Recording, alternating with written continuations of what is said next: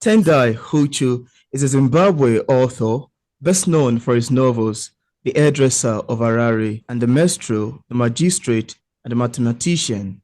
Tendai Huchu's first novel, The Hairdresser of Harare, was released in 2010 to critical acclaim and has been translated into German, French, Italian, and Spanish. His short story in multiple genres and nonfiction have appeared in Enkare reviews, the Manchester Review, Ellery Caine Mixture Magazine, Gotha, Interzone, AfroSF, Wasafiri, Warscapes, The Africa's Report, and elsewhere.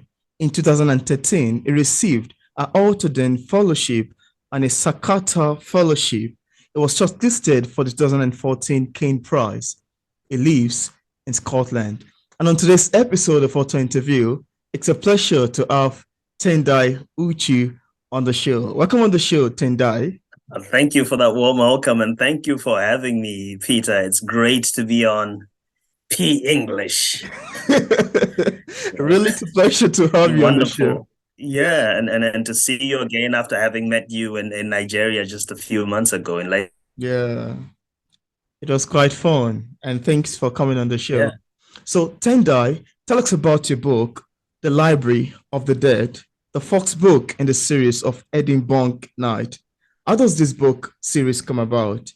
I mean, what inspired the making of the series? I'd been working sort of like in genre SFF, science, sci-fi, and fantasy for years of doing short fiction, publishing in different magazines that I did for an e-zine called Electric Spec. And the story was called Ghost Stalker. It was about a young girl who talks to ghosts for a living. Oh, wow. And it's a pretty commercial enterprise that she does for money. So I wrote that in 2015. I really liked the voice of the character, but I didn't know if she had the legs to carry a novel. A few years later, I did another short story for an anthology the short story was called The Library of the Dead, which was about using cemeteries, graveyards, those kind of spaces as repositories of history and knowledge. Oh, wow. I quickly realized these were set in the same universe, and then it took another year or so before everything gelled together. And I wrote this book. It's the story of Ropa Moyo, who's a young ghost stalker.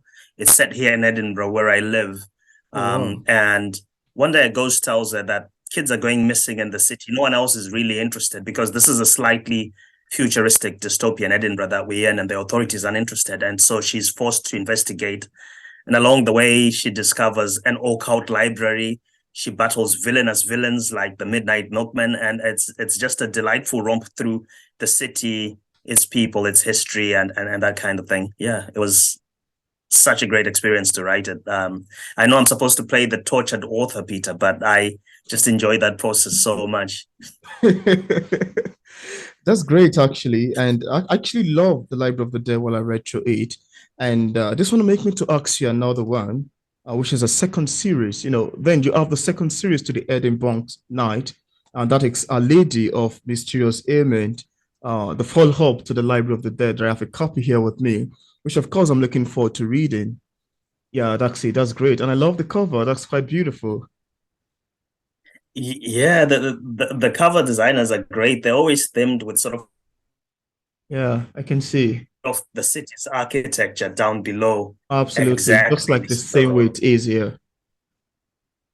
Yeah, they say never judge a book by its cover, but you can judge by the cover, I hope, at least. I would love you to tell us a bit about, A Lady of Mysterious Ailment. I'm looking forward to reading it, actually, without giving much away. Could you have a sneak of what we'd expect picking it up? Yes.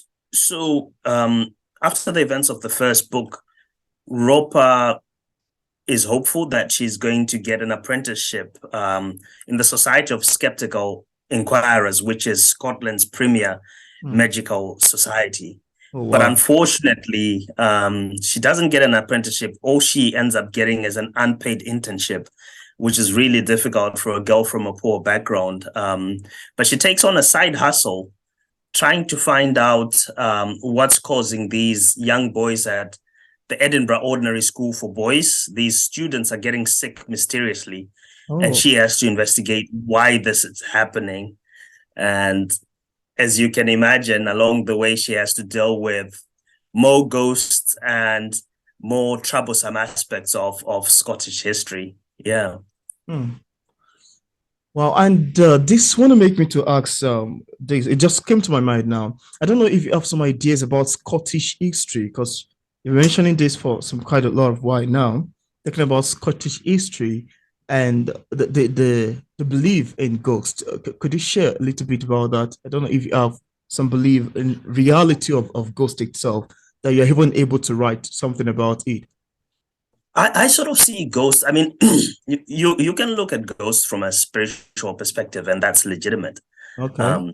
But when I'm writing the story, I see ghosts as a sort of metaphor for unfinished business from the past. So if you think of most ghost stories, a ghost appears and they want something, they have a request, there's some kind of injustice from the past. So I wanted to write a book that tells the story of, a lot of people might not know this or recognize this, because outside of the UK, where you make these finer distinctions, people just see Britain as a single entity, especially from outside. Certainly I was the same. When I moved here, I didn't make any distinctions between the English, the Welsh, and the Scots. They were just like, you know, the same entity. But those distinctions are brought into sharp relief when you actually live there. And Scotland's role in empire and colonialism and slavery and all that is often understated, because Scotland has this unique position where it's both colonizer and colonized, right? So it's been absorbed into this empire that Britain was making, but on slightly better terms than, say, Nigeria and Zimbabwe got, because it was a partner in the plundering and made a lot of money off that enterprise. So using ghosts allows me to bring back figures from the past and ideas from the past within a contemporary setting. So it's a way of trying to interrogate, to say, okay, so there's all this history that has shaped the world that we live in today. And like some of the debates that we end up having, they almost seem like it's been like that always, but it's not. Say, for example, the idea of science, the quote-unquote Enlightenment, which I think most of the world would see as a dark period given Europe's activities then. So you can start looking at some of these things, but also in a fun, novel way. It's the novel isn't, my series isn't meant to be preachy. It's actually supposed to be fun and irreverent, but then you get these aspects that try to explain why the world is the way it is today. So even when I moved here, I as a young student in 2005, I used to move around the city, and you see the old historic buildings and all that, and you think this is cool, this is great. It's only much later on that I learned the history behind, let's say, the new town of Edinburgh, which has this neoclassical, beautiful architecture. But there's this lady who does Black History walks there, and she'll walk around and say, yeah, that building, what do you think of the architect? And you're like, oh, that's a marvelous building. And she'll say, yeah, that was this slave owner from Trinidad. After the abolition, he got compensation because he lost his human property. So he had to get financial compensation from the government. And he built this building. So you begin to see this darker strand. You never see the city the same way again once you know its history. So that's a great one, and that's quite a lot to take in. Thank you so much for expanding on that. Now, Tendai, your second novel, The Maestro, The Magistrate, and The Mathematician, follow the story of three Zimbabwean men. Yeah, that's beautiful. Thanks for showing it up. Yeah, so the novel followed the story of three Zimbabwean men as they struggle to find, their place in Scotland. Without suggesting that this could, actually be a blend of fiction and non-fiction, just wanted to ask you how much of your life as an author is reflected in your writing. I don't know if you'd love to talk about that. Yeah, that's a tricky one. They say all autobiography is inherently fictional in nature, and all fiction is inherently autobiographical, right? So, I mean, at one extreme, fiction is autobiographical in the sense you can't write about stuff that you don't know. Absolutely. You have to know it. You have to conceive it to write it. Therefore, it's part of you. But that's a really extreme kind of thing. I don't do autofiction, which is a very specific genre. You know, practitioners say like Teju Cole or Ben Lerner, where the character within the novel might be taken as a stand-in for the author themselves. That's not my thing. Oh, wow. But what I do try to do is incorporate, especially within the world building, places that I know and that I frequent and places that I love. So there's this intersection between my own interests, say in science and philosophy and things like that, and the work that I'm trying to create.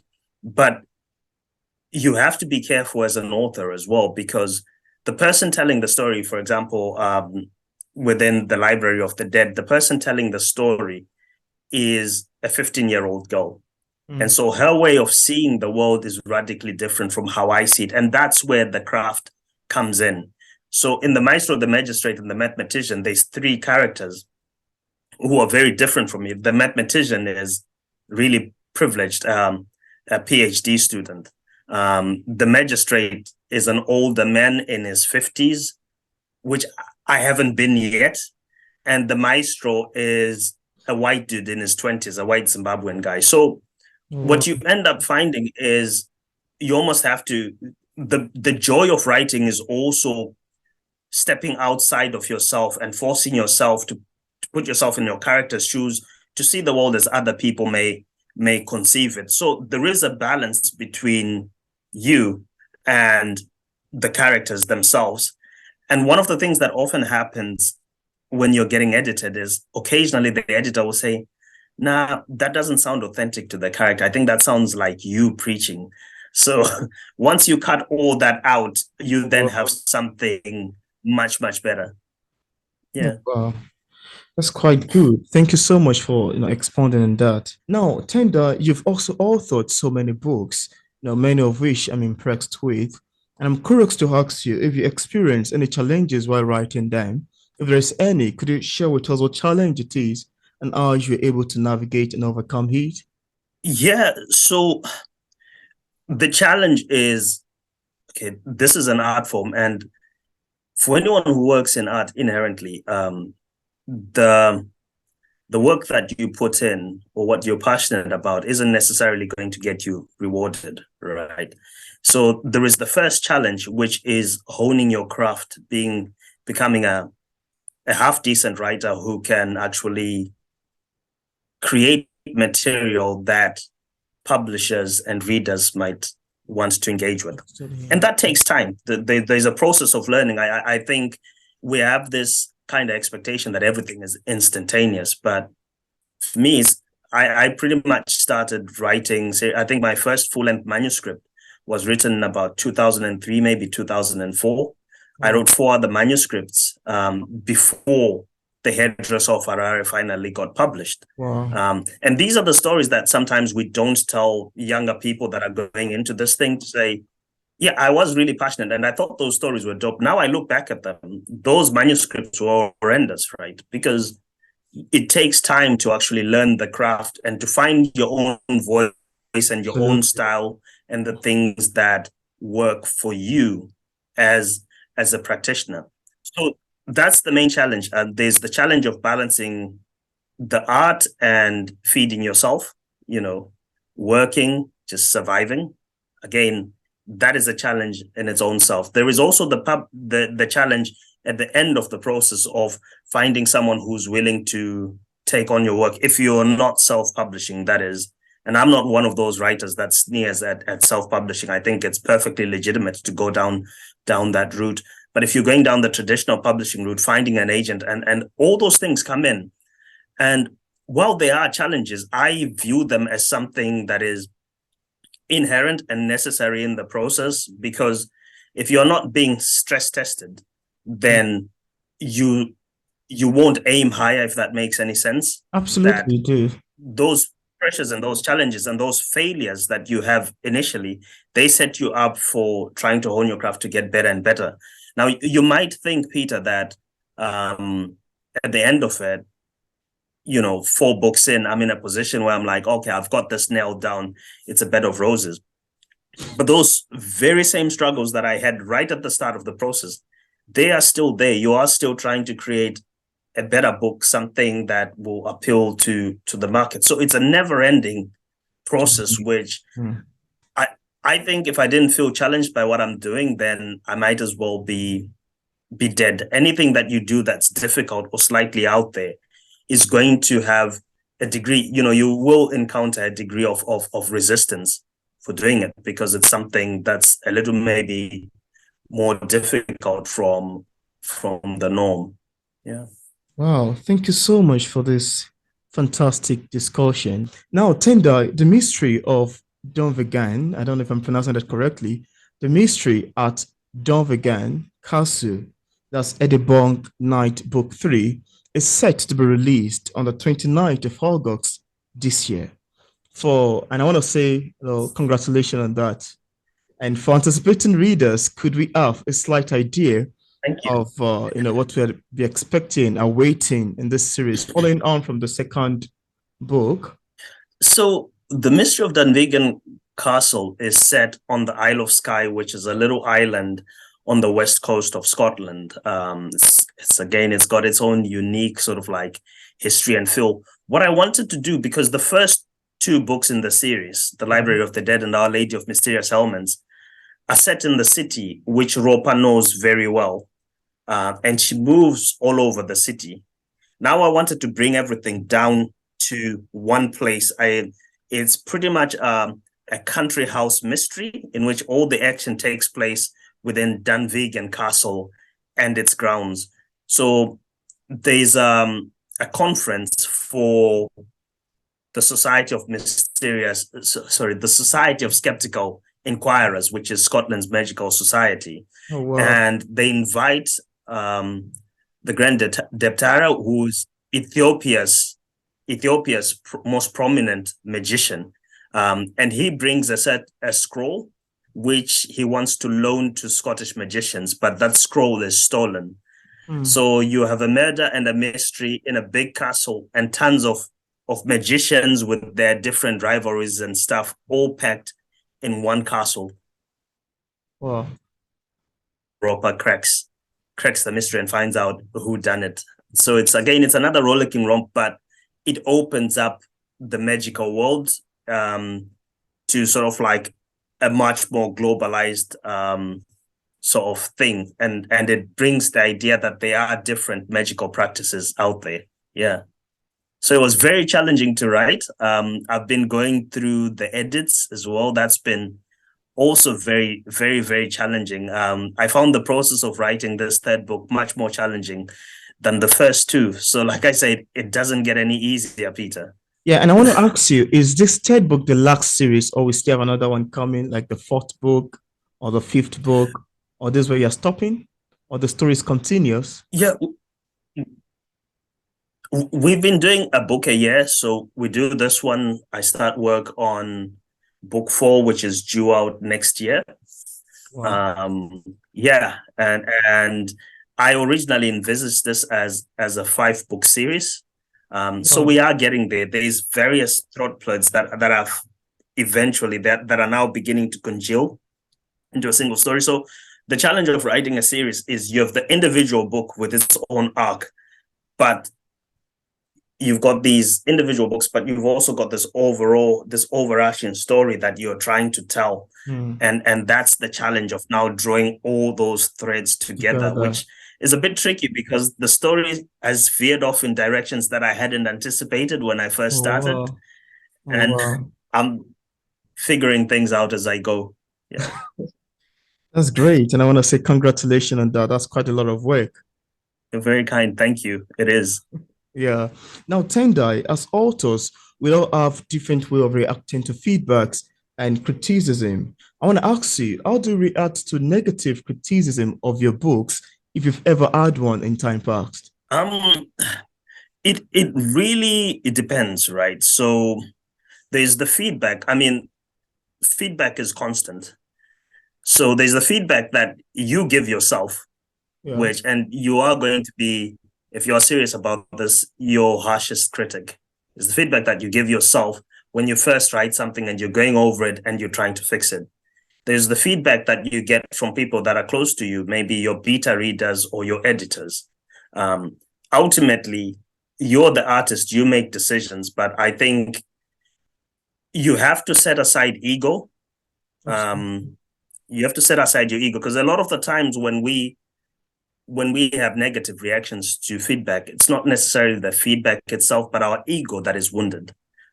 So usually when I get notes from my readers or my editor, I just set them aside for a bit and then come back to it and just look at it as a professional. At the end of the day, it's my decision what the text ends up being, but it's also very important for me to recognize that it's important to have this outside perspective where, the outside, I can see something that you are so deeply embedded in the text that you might not see some of these issues. Then there's the criticism that comes from the readers and the critics themselves. That sort of criticism I generally find to be a little less useful than the first two modes, right? Because at the end of the day, the work is out there, you believe in it. But what ends up happening, okay, for a start, there is many reasons why people might react negatively to a work, right? I certainly, if you give me a book on a bad day when I'm in a bad mood, I might just decide I've read the worst book possible. But that's just my mood, right? And so I go off and I write a shitty review for it, and the author gets touched, but it's got nothing to do with them or their work. There's also the distinct possibility, and this sometimes happens. I listened to an author, and I forget who it is, who said some time ago, what initially happens when a book comes out, the people that read it first are the people that are most interested in what this person is doing. So they're more likely to have positive views of what it is because they like it. They're into your stuff. Yeah. Anyway, That's right? True. Yeah. But as word of the book goes out, it begins to reach people that perhaps wouldn't even read that stuff that are now trying it out. Like, you get certain feedback where someone says, I don't normally read fantasy fiction, but I bought this and I didn't like it. Like, you can never turn that kind of feedback around as it, and so it's a lot less useful for you as a practitioner because you get all these different voices telling you what they want, and everyone comes into things with different expectations. But at the end of the day, you are the artist. You have to believe in what it is that you are doing, what you're putting out there. And I believe it'll find its audience. And the people that aren't into it, there's over 200,000 or so books that are published each year. I think they will find stuff that they naturally like. So I'm not too concerned about that aspect, but certainly my own internal criticism and sort of like the professional readers that I work with, that is absolutely vital to what it is I'm doing.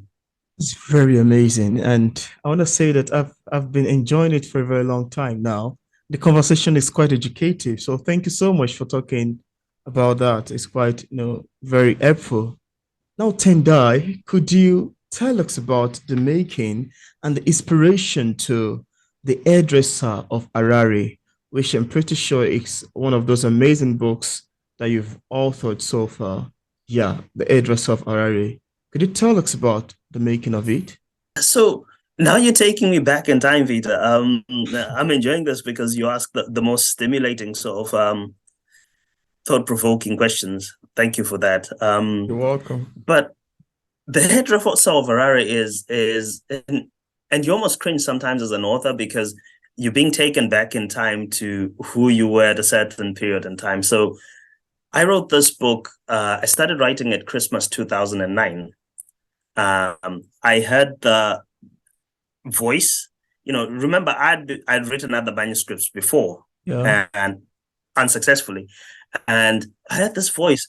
I knew there was something not quite right about Dumisani the very first time I ever saw him. That's the first line.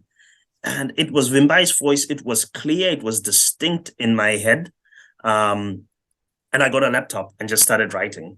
At the time, I was reading Sarah Ladipo Manika's exquisite novel called Independence. And I used it as a metronome for my own work, trying to regulate. This was the first time for me to write a female voice.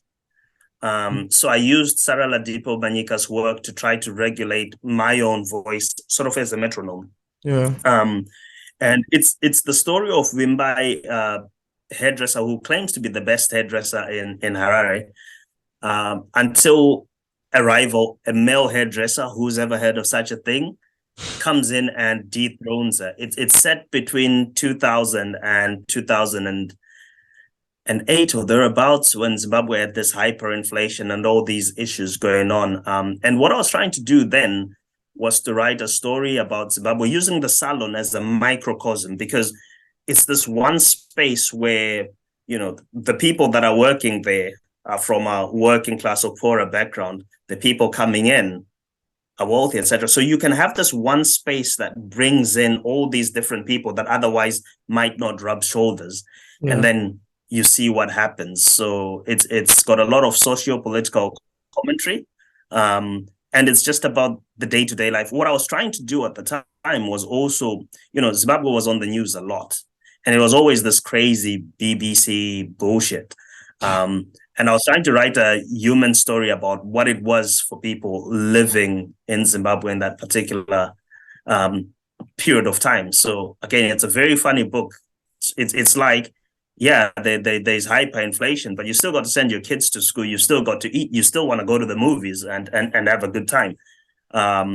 So it was that counter, it was meant to counter some of those like distorted media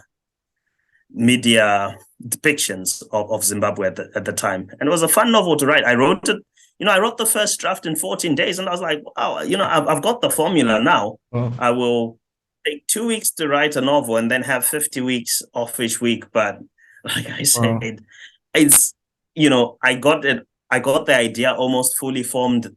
That spark, that energy, it's never happened to me since then. Wow. Now it just takes me so much more time to craft my works. Yeah. Yeah. And, ordinarily checking on Amazon, when I read to some of the reviews from people who have read it, see quite a lot of amazing feedbacks, very constructive. Some are like, this is fantastic, this is great. And, reading those few, actually, I've not read Hairdresser of Harare yet, but well, I remember sharing your picture on my social media page. People were like, oh, wow, that's the author of Hairdresser of Harare. I've read it. I was like, oh, tell me about it. So I'm like, yeah, I really enjoyed my time while I read it. So I think I would have to pick that up some time to come and experience it too. I hope you do. But I know you've got a long to read pile. I was going through your channel. I was like, my God, does this guy ever get any time to do anything else, or is he just constantly crunching through books?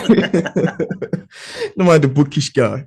Yeah, Tendai, as a published author, what sort of advice do you have for other writers who are still struggling with publishing a book like yours? What would you tell people in this category?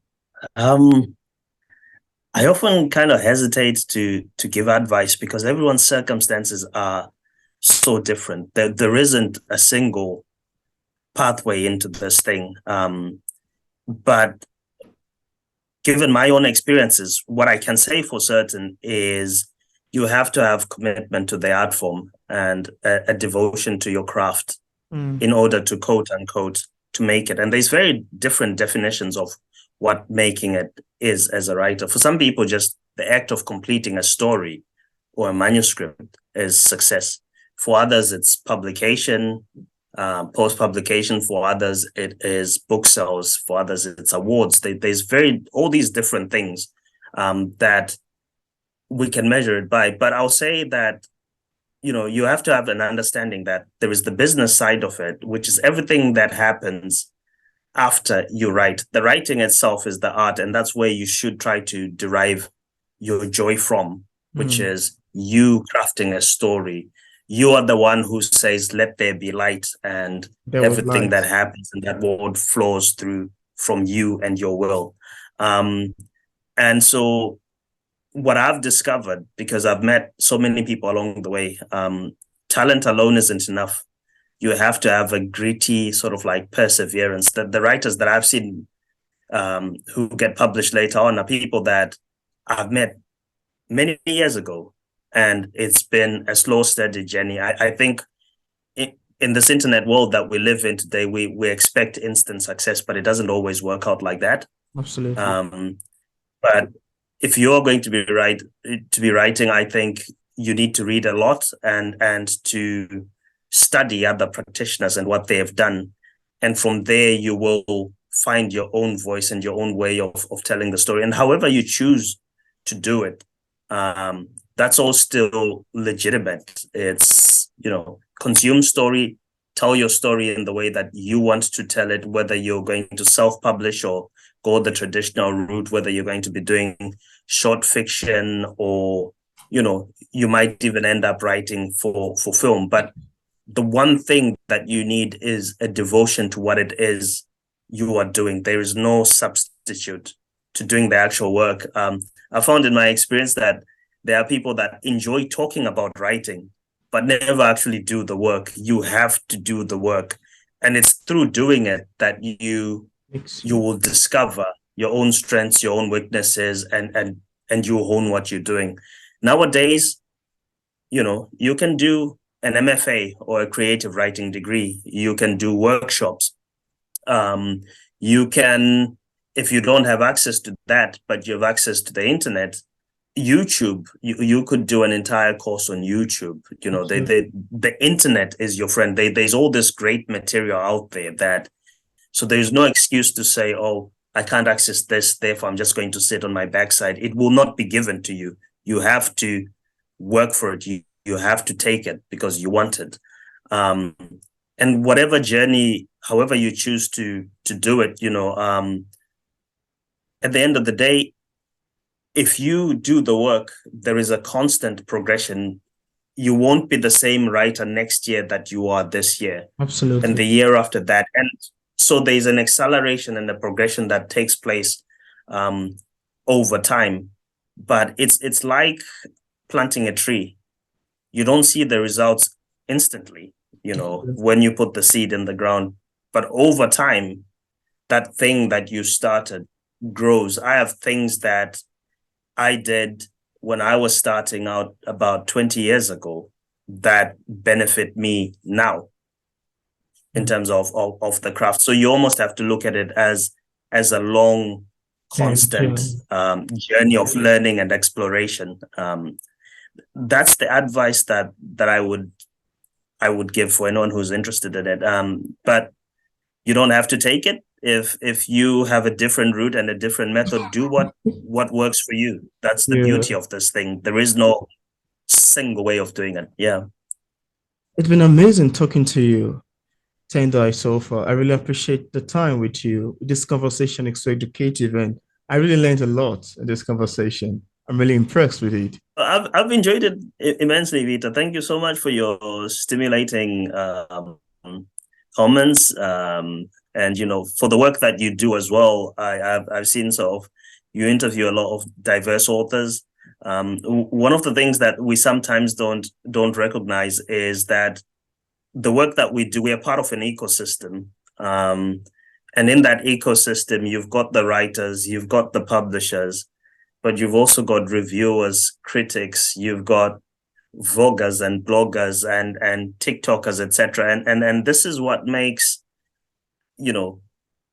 this is what keeps this art form alive. The work that you do, in your own time, this channel that you create where people can encounter authors and their books and stuff. And I think it's such a marvelous thing that sometimes we don't recognize how awesome it is. But when you get these encounters, for me, a lot of the time I'm kind of just working alone in my own garret. So when you have some of this FaceTime and you get to talk to someone who's passionate and knowledgeable about the art form, it's very rewarding. So thank you for having me. Yeah, it's a pleasure. And for viewers who would love to get any of Tendai Huchu's books, I left a link in the description part of this interview where you can get a copy of his books directly on Amazon. Thank you so much, Tendai Huchu, for accepting the invitation to be featured on English Literature. It's really a pleasure having you on the show. Thank you so much, Peter. And I hope you have me back sometime in the future. Absolutely. That would be great.